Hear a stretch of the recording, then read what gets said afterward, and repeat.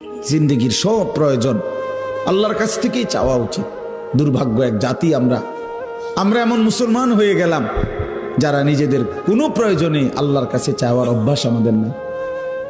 আল্লাহর কাছে চাওয়ার অভ্যাস খুব কম, খুব দোয়া করার মানসিকতাই আপনাদের মধ্যে কম। ওই শুধু ড্রাইভার টোকায়, ড্রাইভার মানে হুজুর, হুজুর কেবল হুজুর টোয়া, হুজুর দিয়া দোয়া করানো, হুজুর দিয়া। আরে ভাই, হুজুর দিয়ে দোয়া করানো নিষেধ না, হুজুর দোয়া করবে ঠিক আছে, কিন্তু নিজের আহাজারি, নিজের চোখের পানি, নিজের কান্না, নিজের আরজি নিজেই আল্লাহর কাছে পেশ করা উচিত।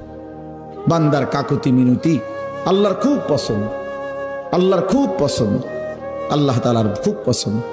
হাদিসে আছে বুখারীতে, ফাওয়াল্লাহি লা ইয়ামাল্লাল্লাহু হাত্তা তামাল্লু।